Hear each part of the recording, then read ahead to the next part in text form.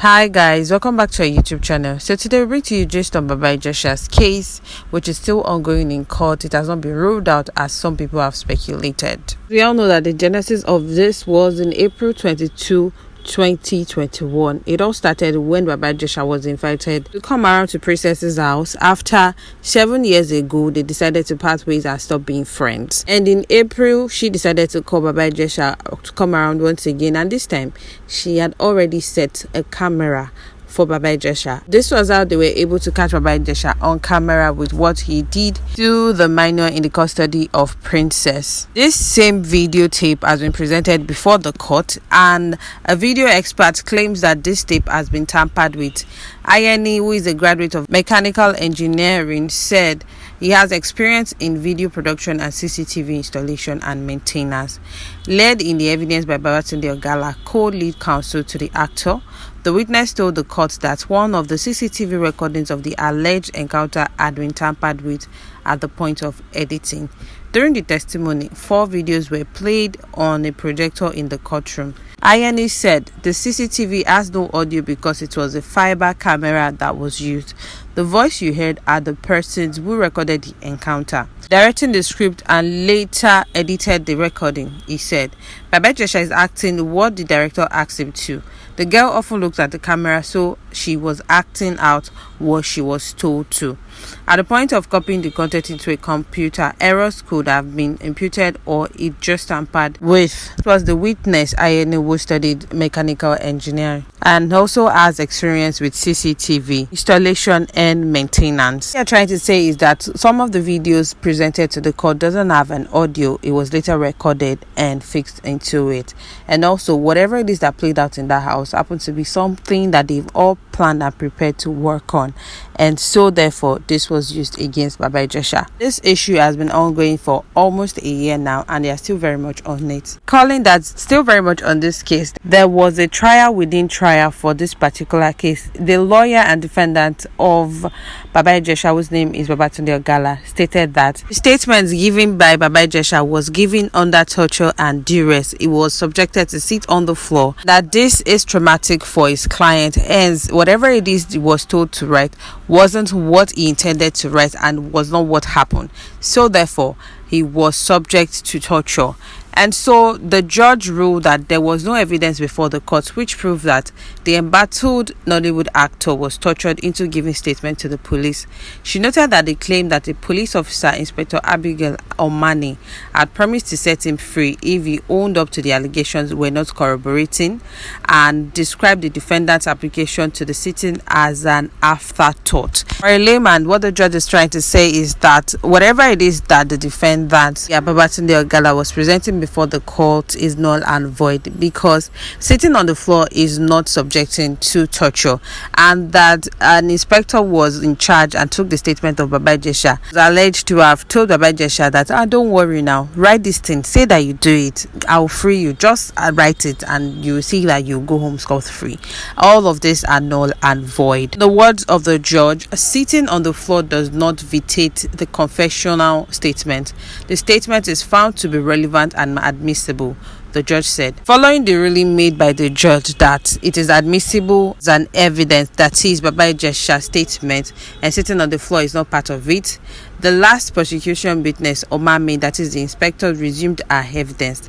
The police officer told the court that after she had taken the evidence of the defendant, she took all the parties in the case to the office of the Divisional Police Officer, DPO. Thereafter, the case was transferred to the State Criminal Investigation Department, SCID, Banti, she said. While being cross-examined by Olabaron, Omame threw more light on why the defendant's shirt was torn when he was brought to the police station. Inspector who took down Baba Ijesha's statement stated that it was not in the police station that they tore his uniform or tortured him or beat him. He survived this from the hands of those who beat him from Princess's house. She said the survivor told us that she was the one that beat him. there was no report of harassment of the complainant at the police station 3 years ago. I'm not aware if the police were informed prior to the installation of the closed-circuit television CCTV at the complainant's house. After this sitting, the trial within trial, it was closed that yes, the statement given by Baba Ijesha is admissible as evidence, and it was adjourned to February. And now this is a new sitting stating that the video presented by Baba Ijesha was tampered with. This statement was made by the defendant's counsel, Batunde Ogala. And the court sitting was adjourned till 4th of March 2022. Speaking of how Baba Ijesha and Princess met, she narrated the story of how they both met and how she has been of help and a benefactor to Baba Ijesha, and also how her daughter explained to her what happened 7 years ago and why she decided to go and embark on the journey of installing a CCTV camera in her home just to catch Baba Ijesha red-handed. Explained that in 2013 she had challenges in her marriage and that she was also battling health challenges, upon which the defendant paid her a visit to sympathize with her. That is, Baba Ijesha paid Princess a visit when she was ill and sympathized with her. This revelation as the first prosecution witness in the trial of the defendant over 6 counts of defilement. According to her, the daughter, that is the girl who is the victim of Baba Ijesha, was allegedly defiled while she was watching cartoon, led in evidence by Mrs. Olayinka Adeyemi. The Lagos State DPP Adekoya said the defendant defiled the minor 7 years ago while she was watching cartoon in the living room. Princess told the court that she first met Baba Ijesha in 2008 and that she had been a friend and a benefactor to him ever since then. During Baba Ijesha's visit, she said she left her apartment for approximately 7 minutes to see off a visiting relative, leaving Baba Ijesha with her then a 7-year-old daughter who was watching cartoon. In her words, and I quote, "My daughter told me about what happened 7 years later.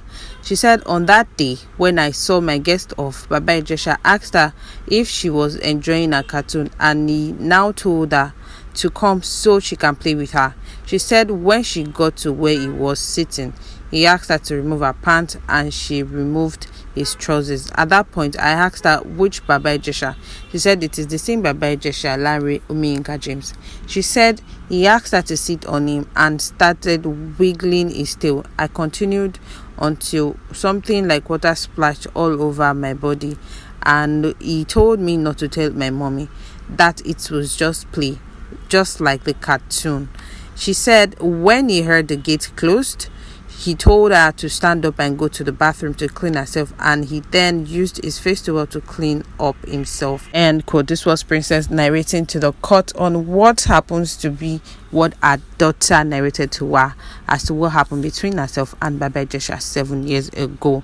Well, contrary to what a lot of people believe that Baba Ijesha and Princess were dating, she stated that they never dated. Yes, Baba Ijesha wooed her, but she told him that no, it's not going to be possible and that they should remain friends.